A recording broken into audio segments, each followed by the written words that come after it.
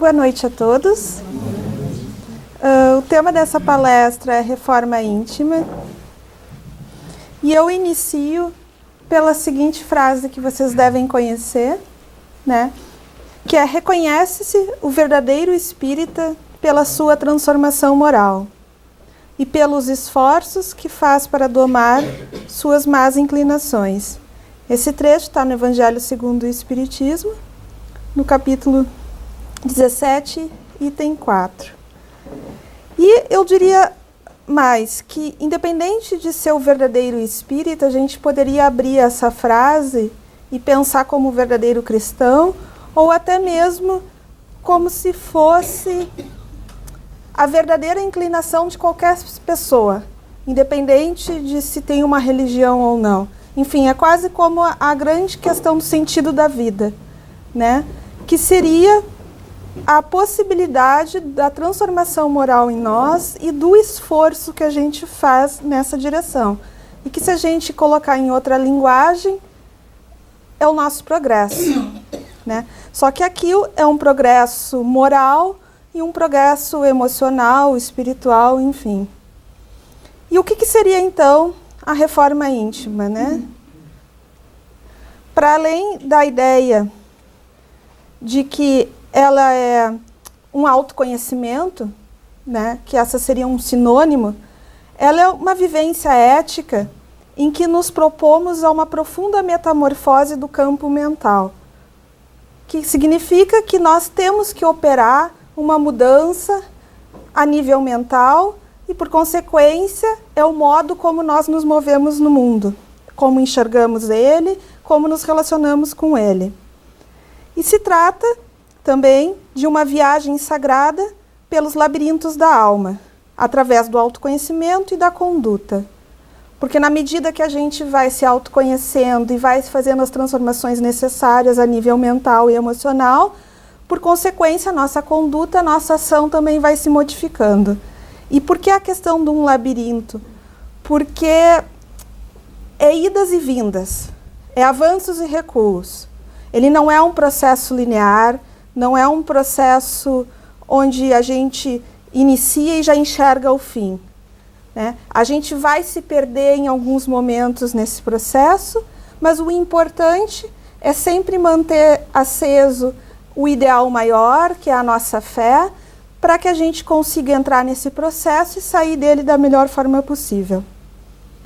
Então, né, a gente partindo para a questão da fisiologia da alma, né, isso a partir da irmã Dufault, o que ela coloca?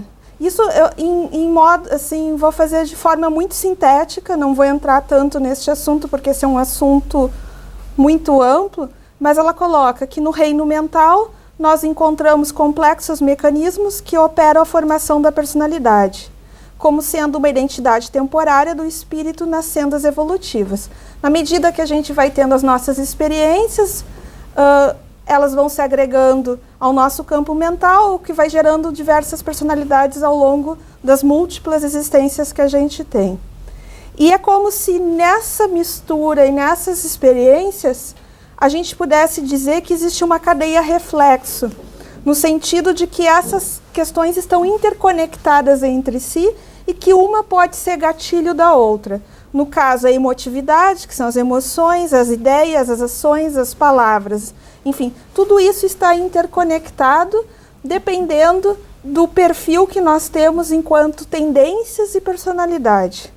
Então, as nossas múltiplas vivências, né, elas vão formar alicerces da inclinação humana, que, por sua vez, são tendências, impulsos, desejos, intenções e hábitos. Por que falar disso? Porque se a gente vai fazendo uma coleção de tendências e algumas vão se repetindo através das vidas, né? Quando a gente fala em reforma íntima, a gente está colocando a necessidade de transformação de tudo que envolve essas múltiplas tendências. Então, o que pode ocasionar que, por exemplo, se hoje, num processo de autoconhecimento que eu tenho em relação a mim, me dou conta de um defeito, pode ser que esse defeito seja repetido em muitas vidas. E por isso, a questão dele ser tão difícil de ser transformado.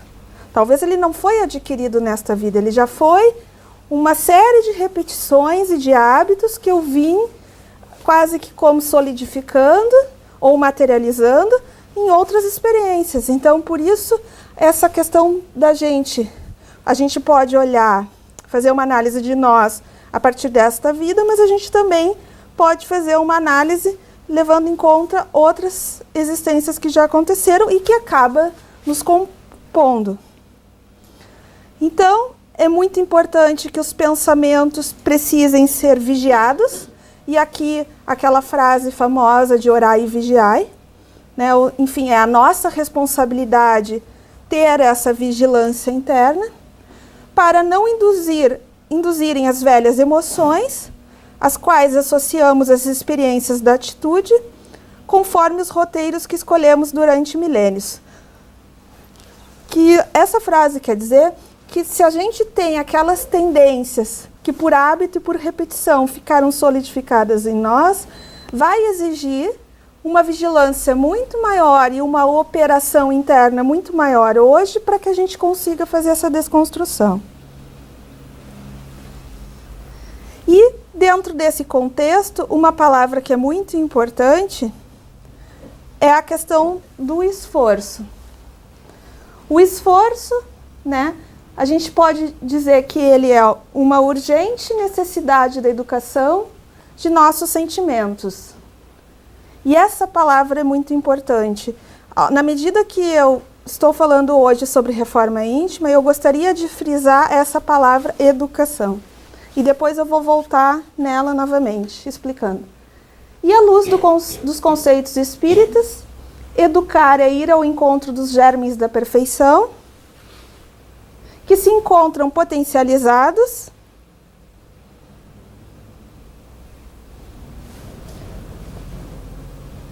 na alma desde sua criação. É despertar, dinamizar as qualidades superiores que todos trazemos nas profundezas da vida inconsciente.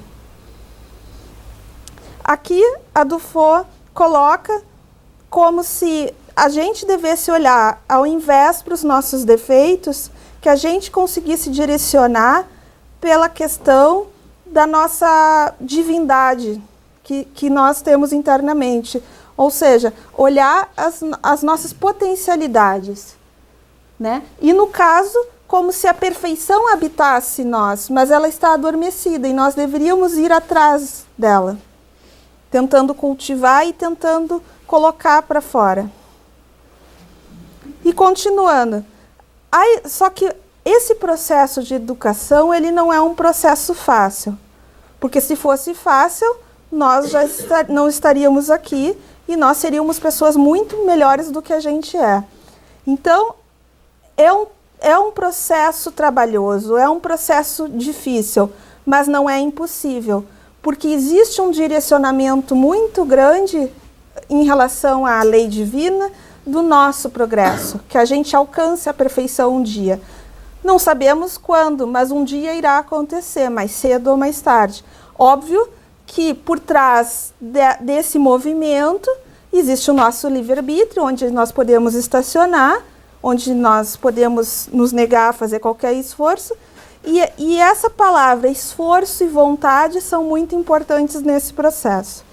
E aqui, o que ela coloca? Que a educação dos nossos sentimentos é algo doloroso, semelhante a cirurgias corretivas que fazem do mundo emocional um complexo de vivências afetivas de longo curso, quais sejam a renúncia a hábitos, a perda de expectativas, a ansiedade por novas conquistas, a tristeza pelo abandono de vínculos afetivos, os conflitos de objetivos, a vigilância na tentação, o contato com o sentimento da inferioridade humana, a tormenta da culpa, a severidade da cobrança, a sensação e esforço inútil, a causticante dúvida sobre quem somos e o que sentimos, a insatisfação perante tendências que teimam em persistir, o desgaste dos pensamentos nocivos que burlam a vontade, o medo de não conseguir se superar, os desejos inconfessáveis que humilham os mais santos ideais, o sentimento de impotência ante os pendores, a insegurança nas escolhas e outros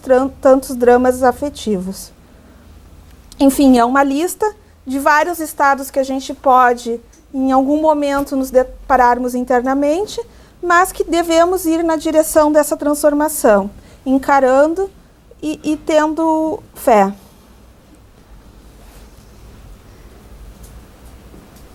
E como fazer? Essa seria uma pergunta que a gente poderia nos colocar. E aqui é um ponto muito importante, porque quando se fala daí em reforma íntima, muitos vão associar essa ideia com a questão de uma anulação de sentimentos, negação de impulsos ou eliminação de tendências. Como se, eu me dei conta de um defeito meu, então eu tenho que arrancar ele de mim. No caso, mecanismos que estariam por trás disso, desse movimento mais agressivo, vamos pensar assim, seria a repressão como sistema de mudança, estado de conflito e pressão psíquica. E é justamente o contrário. Não se trata disso. E essa era uma ideia que eu gostaria de deixar clara, que quando falamos em reforma íntima, apesar da gente ter o autoconhecimento de perceber todos os nossos defeitos e as nossas inabilidades que têm que ser transformadas, o modo de encarar elas e de fazer esse processo não é através de um modo destrutivo ou agressivo, e sim pela educação. Por isso que eu tinha comentado antes a importância desta palavra. Porque não se trata de nós elaborarmos uma guerra interna, mas sim educarmos aqueles sentimentos. Então, reforma íntima não é reprimir, e sim educar. Não é exterminar o mal em nós, e sim fortalecer o bem que está adormecido na consciência. Olhar para o bem que nos habita e ir em direção a ele, instigando o nascimento dele ou a repercussão dele de uma forma mais forte, isso é uma direção de trabalho. E em relação àqueles defeitos que nós possamos visualizar, a grande questão é nós acolhermos e educarmos, e não num sentido como se eu fosse arrancar isto de mim. Então, menos contenção e mais conscientização. Reforçando novamente, porque isso é uma reflexão sobre esse processo interno que ocorre. E existe uma ideia de que as paixões são como animais peçonhentos que precisam ser mortos ou ervas daninhas que precisam ser arrancadas. E aqui a gente pode citar o orgulho, ganância, egoísmo, etc. Enfim. Só que isso vai se referir a uma visão dualista, onde tem o bem e o mal, e no qual o processo de autoconhecimento se transforma numa guerra, que é justamente o que eu estava falando antes. Não se trata de nós arrancarmos esses sentimentos, como se eles tivessem que ser extirpados de nós, porque isso incitaria internamente uma agressividade, e não é pela agressividade que a gente vai resolver isso, é pela amorosidade e pela educação. E trazendo, falando sobre paixões, atrelando ela a esses sentimentos, o que os espíritos superiores nos ensinaram sobre a natureza das paixões? E a questão 907 do Livro dos Espíritos traz. Essa é a pergunta. Será substancialmente mal o princípio originário das paixões, embora esteja na natureza? E aqui nós podemos abrir duas perspectivas. Ou os espíritos vão dizer que sim, então todas as paixões são ruins, então elas têm que ser extirpadas e retiradas, o que nos remete a essa ideia dessa agressividade para fazer essa retirada, ou eles vão responder que não. E se é não, o que está em causa nesse movimento? E eles colocam não.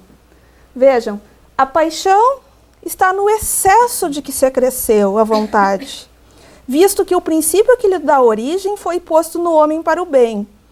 Tanto que as paixões podem levá-lo a realizações de grandes coisas. O abuso que delas se faz é que causa o mal. Então, os espíritos sinalizam que as paixões em si não são más. Elas até têm um papel de nos fomentarem a um certo avanço ou a certas conquistas, desde que elas estejam direcionadas para o bem. Mas é justamente no excesso que a gente coloca nelas, e nesse descontrole e no abuso, é que aquilo se deturpa do princípio original e que elas se tornam negativas. Então, o que estaria errado nesse processo não são elas em si, mas como a gente lida com elas. E, no caso aqui, a direção que foi dada à energia e a intensidade que se colocou. Se a gente tiver um equilíbrio nesses dois aspectos, elas se tornam positivas. Então, novamente, não se trata de destruir, mas de educar. E é nesse processo que os defeitos se transformam em virtudes. Não pela destruição, não pela agressividade de eu ter que retirar aquilo em mim, mas pela educação.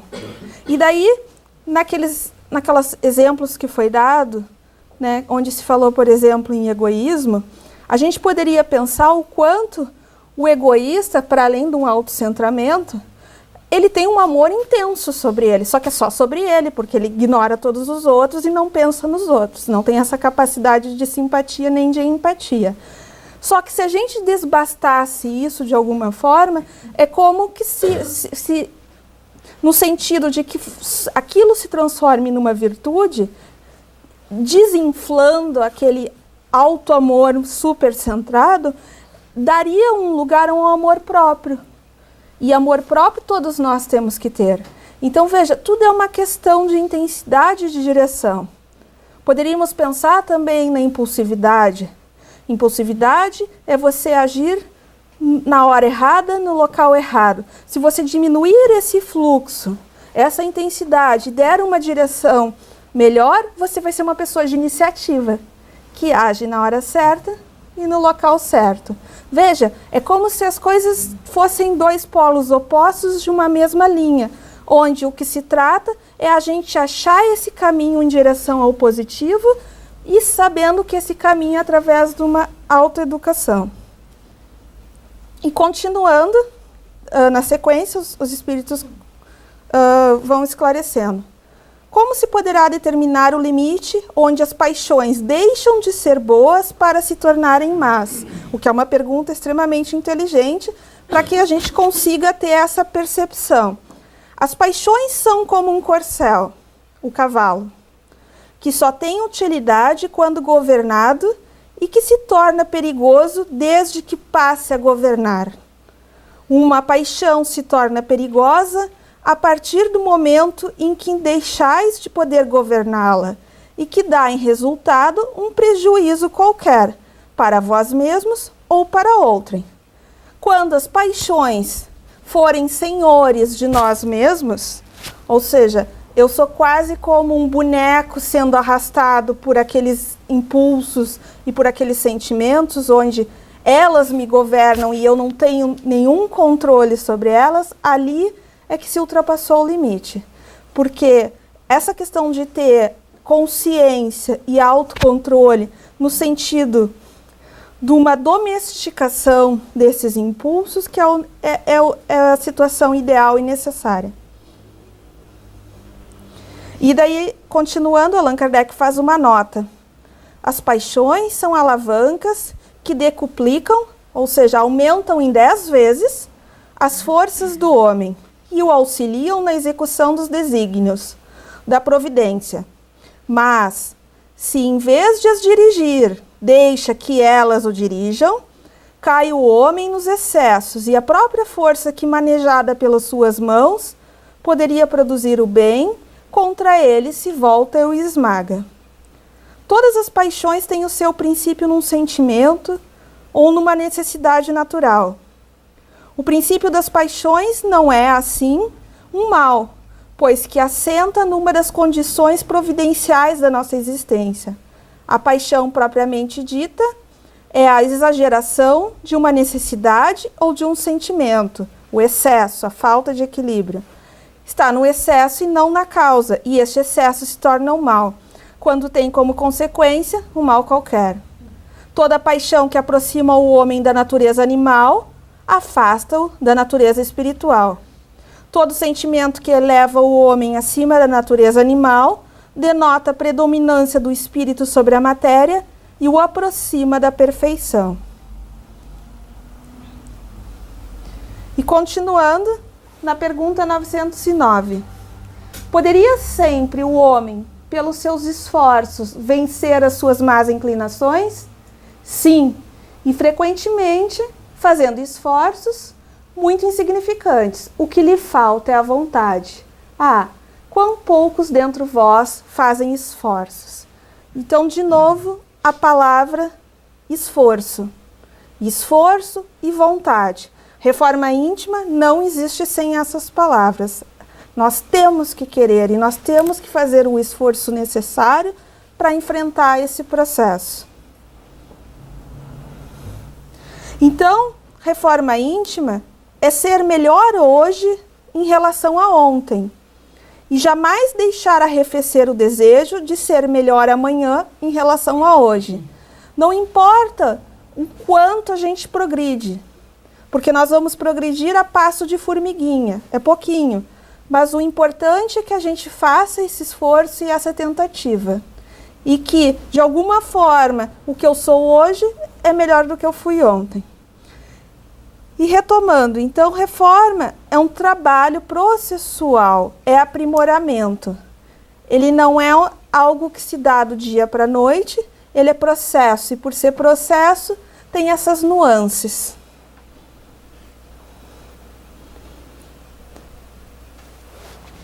E no livro Fonte Viva, do Emmanuel, psicografado por Chico Xavier, tem a mensagem 30 que se chama Educa.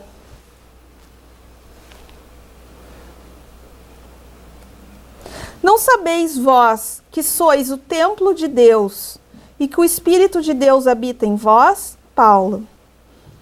Na semente minúscula reside o germe do tronco benfeitor. No coração da terra, há melodias da fonte. No bloco de pedra, há obras-primas de estatuária. Entretanto, o pomar reclama esforço ativo. A corrente cristalina pede aquedutos para transportar-se imaculada. A joia de escultura pede milagres do buril. Também o espírito traz consigo o gene da divindade, que é aquela ideia anterior que tinha sido colocada da questão de nós termos dentro de nós o bem e que a gente faça esse esforço para conectar com essas forças. Deus está em nós quanto estamos em Deus. Mas, para que a luz divina se destaque da treva humana, é necessário que os processos educativos da vida nos trabalhem no empedrado caminho dos milênios. Somente o coração enobrecido no grande entendimento pode vazar o heroísmo santificante. Apenas o cérebro cultivado pode produzir iluminadas formas de pensamento. Só a grandeza espiritual consegue gerar a palavra equilibrada, o verbo sublime e a voz consoladora. Interpretemos a dor e o trabalho por artistas celestes de nosso aperfeiçoamento. Educa e transformarás a irracionalidade em inteligência, a inteligência em humanidade e a humanidade em angelitude. Educa e edificarás o paraíso na terra. Se sabemos que o Senhor habita em nós, aperfeiçoemos a nossa vida, a fim de manifestá-lo. E essa frase, né, todo esse pensamento, reforça isso, é a educação, né? Educação, reconhecimento do germe divino que nos habita e que a gente consiga ter essa clareza e faça os esforços necessários para colocar isso para fora e manifestar, né? E óbvio que naquela frase ali que se fala educa e transformarás, ali é quase todo o processo de progresso que poderia existir. Óbvio que está concentrado numa frase pequena, mas nos mostra a direção do progresso que nos habita, né? Em direção à perfeição que pode ser um dia alcançada por todos nós. Óbvio que aqui tem toda uma dimensão de tempo e de esforço colocada, Mas a grande questão é a gente ter essa conscientização e ir em direção, né, a esse esforço que é necessário, sem se esquecer que quem vai ser o agente da mudança é nós mesmos, né? Por isso a importância da vontade e desse enfrentamento, né, que é a nível mental e emocional, né, em direção ao nosso aprimoramento interno. E seria isso a mensagem de hoje. Agradeço a todos. Obrigada.